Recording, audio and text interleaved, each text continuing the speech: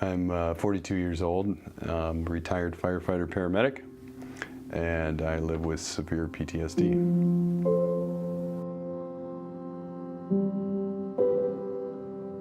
Along the lines, you just keep some of the calls.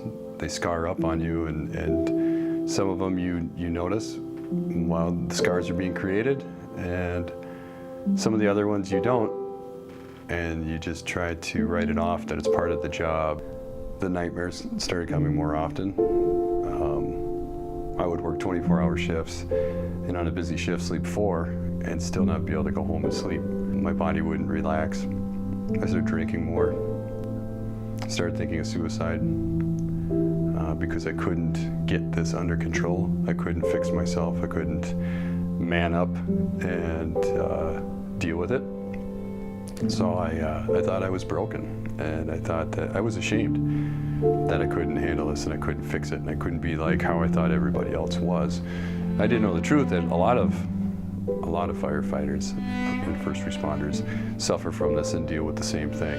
I just lost all hope and figured out after 8 years that this is never going to get better, and I put a gun to my head. I was home alone, and I went to the closet and I pulled out a handgun and I closed the door and I sat on the floor, and I put it to my head, pulled the hammer back, and then I remembered that it was my son's first day of kindergarten. And then I'd walked him to school that morning, and we lived just down the street from the school, and he was going to be walking home. And I realized my son would be the one to find me, and I put the gun down.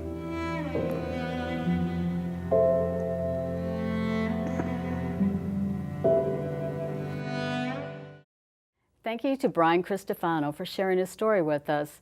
He's not alone with his emotional distress.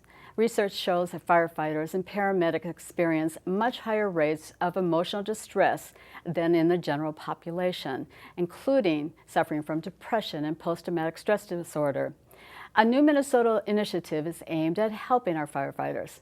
Take a look. Paramedics, take your emergency. Calm down. Please tell me what's going on. Ma'am, I can't help you unless you just calm down. Just tell me what's wrong. He's on the floor.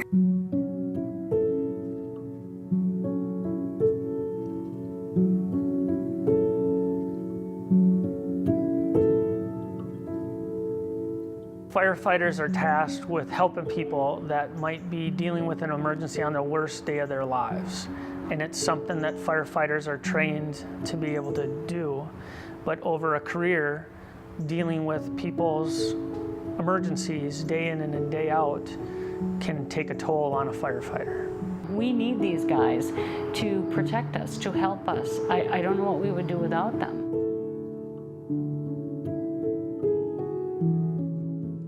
It's an epidemic that people don't want to address. No one wants to admit they've got mental health issues.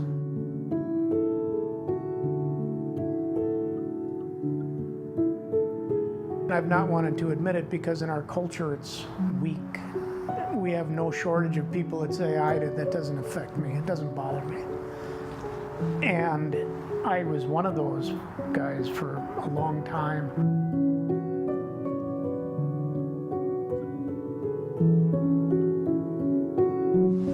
You know, they're out here, they're under a lot of stress. They don't even know the condition of their own homes or their own families.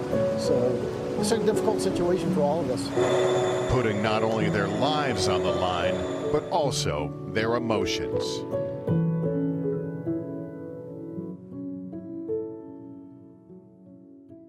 They see some pretty bad stuff in their careers.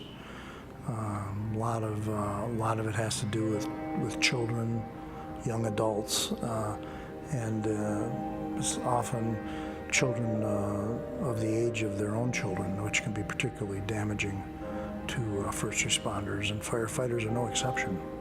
Firefighters, every time they go out, they are walking into somebody else's worst day.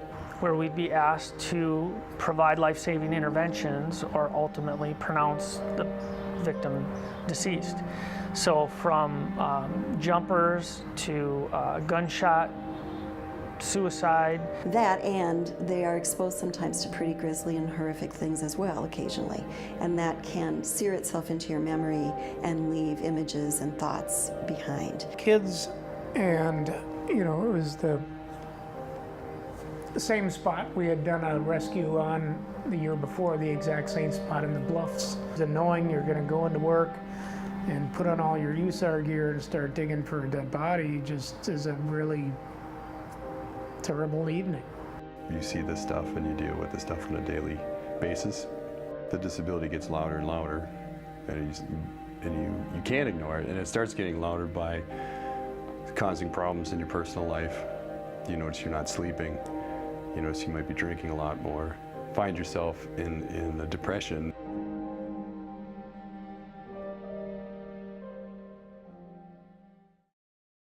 The incidence of suicidal ideation is about 10 times higher in the EMS provider population than it is in the normal population. I'm concerned about that and trying to do something about it. Losing 3 friends to suicide, knowing their families, knowing what it did to them, knowing what it did to me, my crew, and knowing that this is still going on. You can read it every day. I'm worried about the ones that can handle some of the trauma, but ultimately, over years of exposure to that, it weighs on them. They don't have good coping mechanisms. They're not sure what to do, and they feel lost. But they don't want to communicate because they're concerned that's a sign of weakness. So I want to provide avenues for people to go out and seek that help.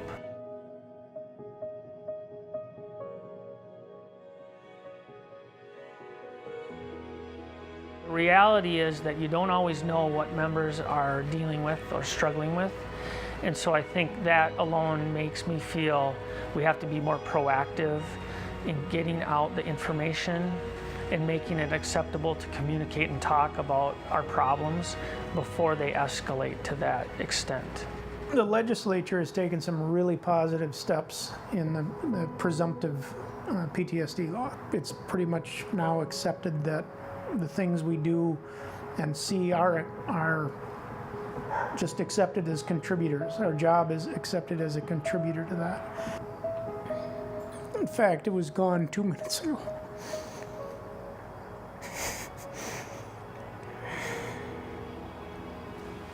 Now it's back. And it's going away. It comes and goes and comes and goes and goes.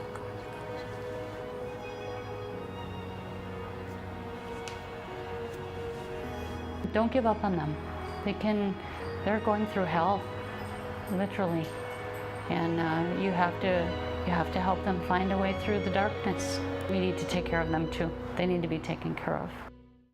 Joining us now to talk about these health issues with firefighters, we're pleased to have with us, very pleased to have with us, Steve Shapira.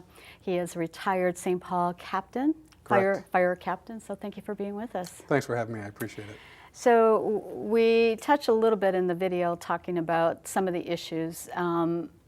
And first of all, why don't we just tell us a little bit about your background besides being a retired fire captain? Sure, I spent 17 years on the St. Paul Fire Department. I contracted an occupational cancer and I was forced to retire in July of 2015. Cancer statistically, by line of duty deaths, is our #1 killer now in the fire service for full-time firefighters. So I've been an advocate for the state of Minnesota to educate firefighters and train firefighters across the state on cancer awareness. And I also teach through the Minnesota Firefighter Initiative, who has 3 main target areas of cardiac, cancer, and emotional health and wellness for firefighters. So we'll talk a little bit more about that new initiative. So cancer, heart disease, and emotional distress are really high among firefighters and paramedics.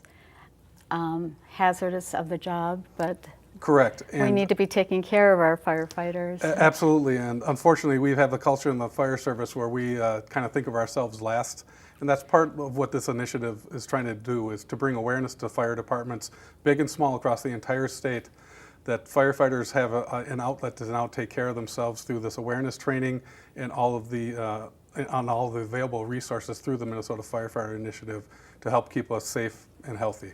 And this is something that you said you were 17 years, something that wasn't really talked about in the departments and things like that?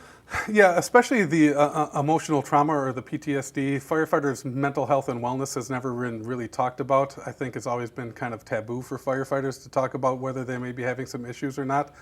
And this awareness level training is bringing this kind of out of the shadows and into the forefront for everyone, where it's okay to talk about this. It's okay to not be well and to need help. And that's really the stigma that we need to break down and stop having this be so taboo for everyone in the fire service. And this was this initiative that was just passed by the state lawmakers just in the past year? Yeah, it was a grant. It was a grant for fiscal year 2019 for the Minnesota Firefighter Initiative. And what's involved with that? They have a grant of $500,000 to reach hopefully 600 departments by June 30th of 2019. And this is something that you're actively doing. You just came from one, actually, you were saying right before taping this. Correct. So we are actively out there teaching to fire departments. We're recruiting to get new fire departments in to make sure everyone gets the training. Big and small, this affects departments across the entire state. So we have trainers in all reaches, so we can get to anyone from northern Minnesota, southern Minnesota, the metro area. We have multiple people that are willing to go out and help support their brothers and sisters in this effort. So what's involved with the training? People go through a Train the Trainer course, a full day Train the Trainer course, where they actually get to teach part of the course. They learn all the material that they don't know, and they're giving all the materials to study at home, and then they are proctored a little bit before they're actually sent out on their own. Most people have a time where they kind of teach to their own department as their first initial step teaching, especially if you're not a regular instructor, because a lot of firefighters instruct. But if you're not a regular instructor, that's kind of a time where you learn to teach to your own people before we kind of send you out to other people in your area. And I imagine, since it wasn't something that was talked about, that it's got to be eye-opening for when you're talking with these men and women of the fire departments.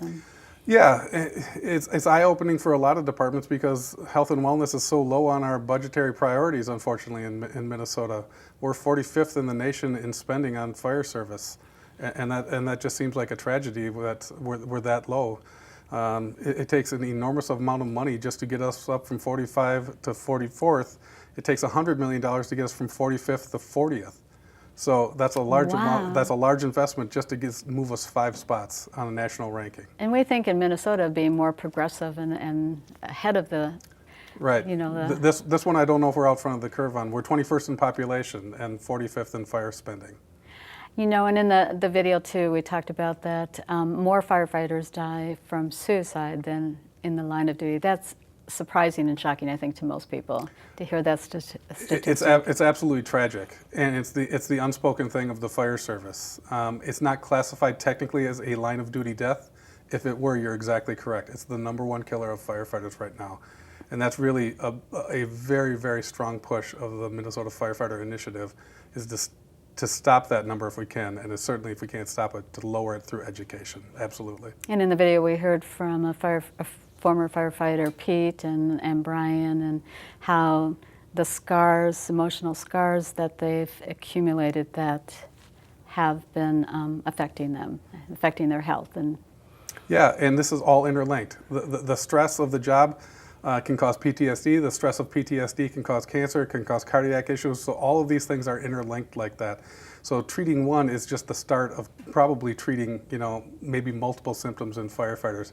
And I know more firefighters who have this, and I don't know if we're still in a little bit of denial that this is still in the industry, but it's good to see people come forward. And of course, I know both those gentlemen with my history at St. Paul, to have people be advocates for this, because we can't just leave this in the dark anymore. We need people to step out and say, I've had this, and then to see them get treatment and actually be well.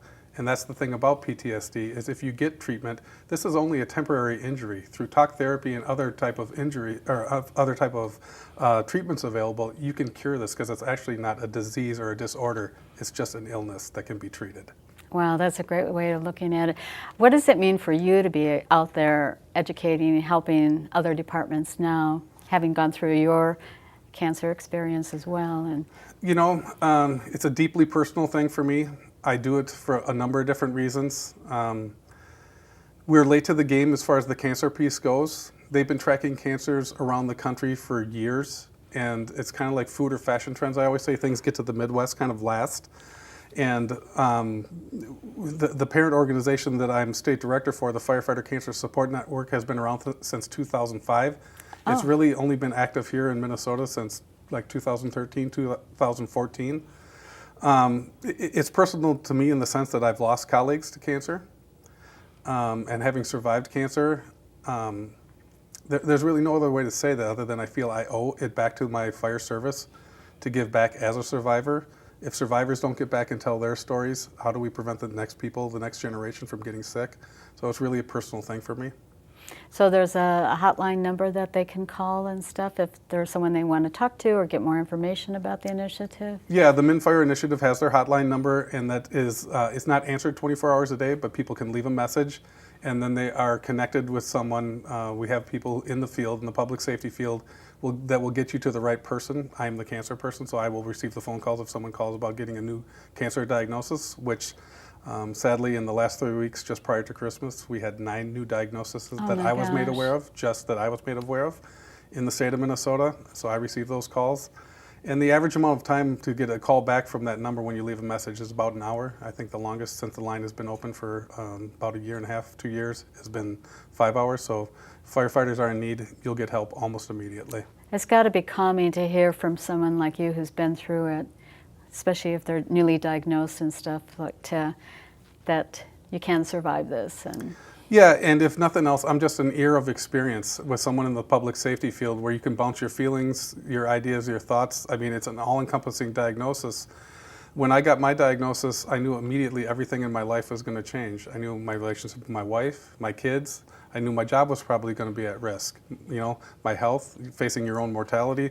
All those things go through your mind in a matter of seconds. So if I can be that ear to lend what little experience and advice I can give, I'm more than willing to do that. That's got to be very comforting to the men and women that you're talking to about that then.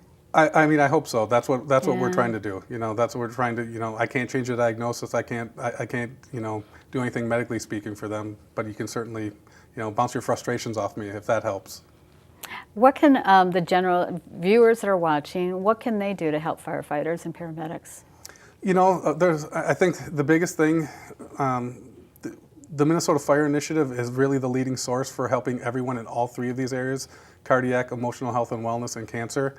Of course, they're interested in donations, but they're also interested in in-kind services. Anyone who'd be willing to give a service that you have that will help the organization.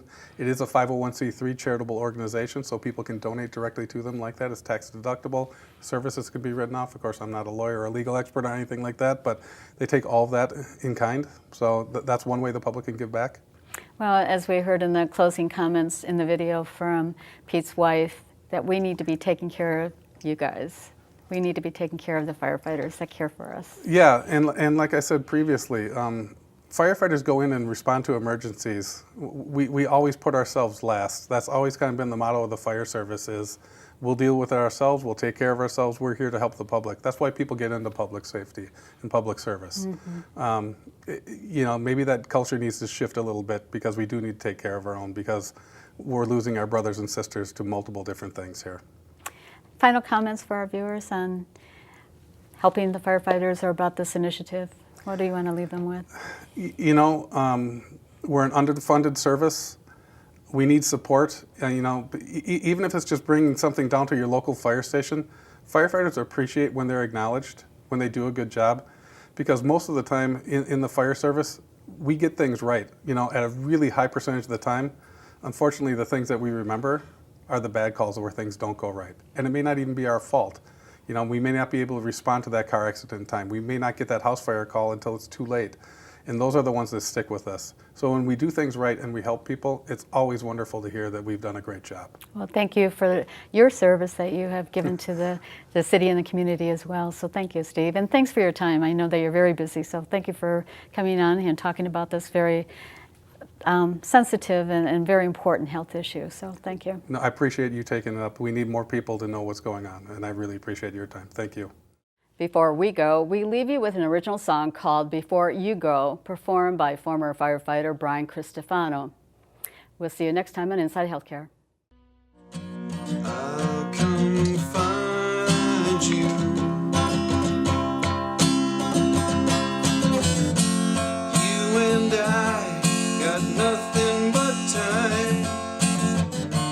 just another day of falling behind. Waking up with your body tattooed to my eyes.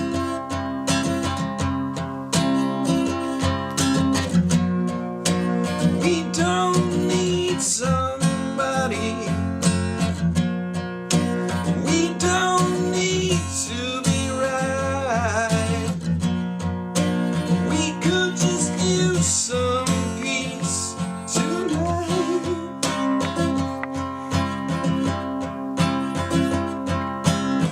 I watch your eyes drifting further away.